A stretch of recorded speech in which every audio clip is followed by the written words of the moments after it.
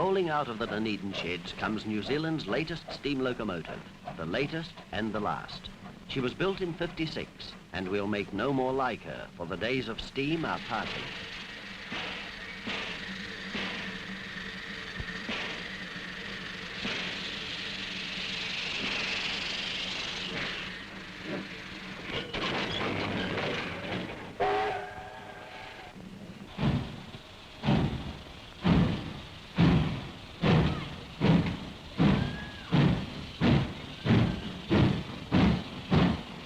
For many years yet, young boys and old boys will see the big steam engines leaving their trails of smoke behind them, huffing and puffing out history with every turn of their wheels.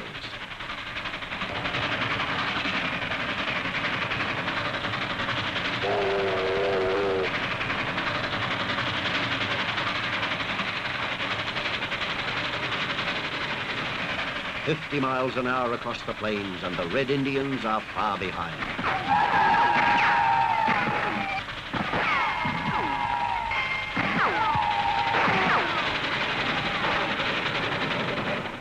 Rail cars are the thing today. Except on the main trunk lines of both islands, they've replaced the passenger expresses. With their speed and quick acceleration, they beetle over the steep grades and twisting tracks of our railways. On 9 services from Auckland to the west coast, arrival times for passengers are well ahead of the old-time schedules.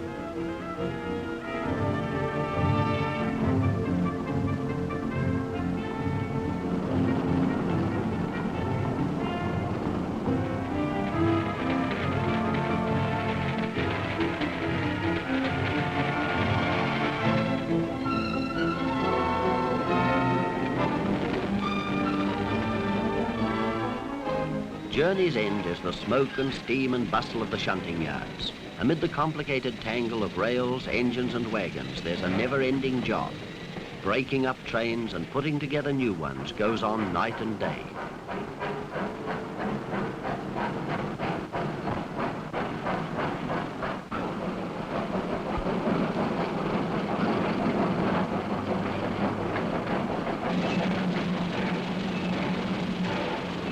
One thing about a fireman's job, it has its compensations in cold weather.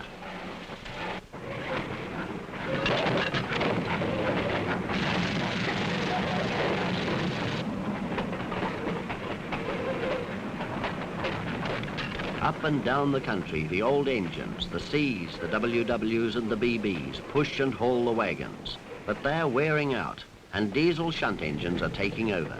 The efficient, economical diesels can work round the clock without stops for fuel and water. As yet, only Wellington's yards have entirely lost their smoke and grime, and perhaps something of their interest for small boys.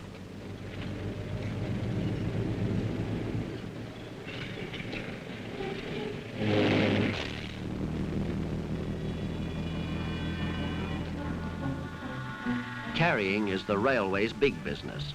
Fridges and space heaters, bridges and egg beaters are loaded on and off the trucks from Kaikoui to Riverton. Every year there are more and more of them, and to handle the increase, railway yards are being enlarged. Those at Penrose are being trebled in size. Westfields will cover 40 acres.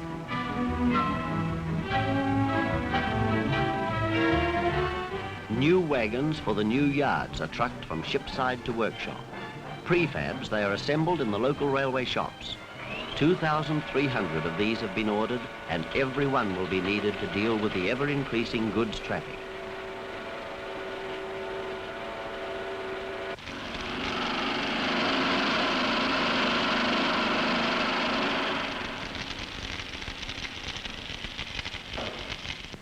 Some are already in use, and they're giving a new look to our changing railways. There are changes in maintenance too. In the diesel sheds, locomotives get the 3-level treatment. Ramps and pits allow mechanics to service the top, middle and bottom at the same time. This new layout cuts down overhaul time and speeds up engine turnaround.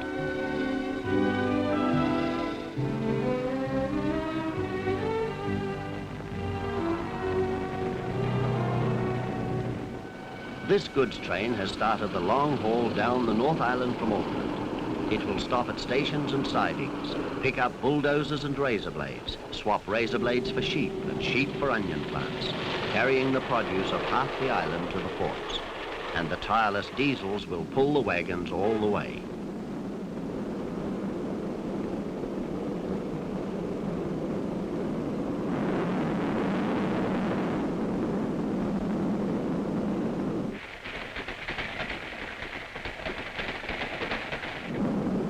Between Auckland and Frankton, more double track is being laid. Not so long ago, one of these trains would have to fret impatiently at a station while the other went through. Delays are getting fewer and shorter. Double track, longer passing loops, new signal equipment. All these things are cutting down hold-ups and speeding up service. Moving south, the train comes under the eye of yet another labour saver, a central control station. Centralised traffic control is fairly new. It means that traffic on anything up to 100 miles of track can be controlled by one man. He knows where every train is and what it's doing. If there are any traffic snarls, he untangles them.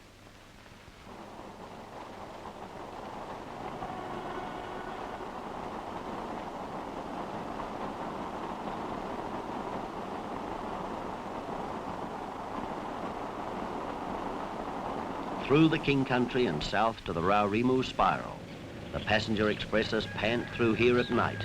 It's only the diesel drivers who see beyond the tortuous twists and bends of this fantastic mountain line. Over this switchback track, the diesels come into their own. On steep grades, steam locos can't come near them. Now there are fewer stops for water, and the sound of toiling steam isn't heard so often in the bush.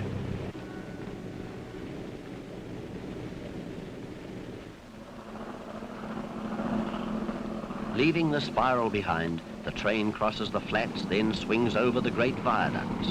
Passengers on the night expresses may wake, hear the roar of steel on steel, and sleep again, never realizing that they are practically airborne.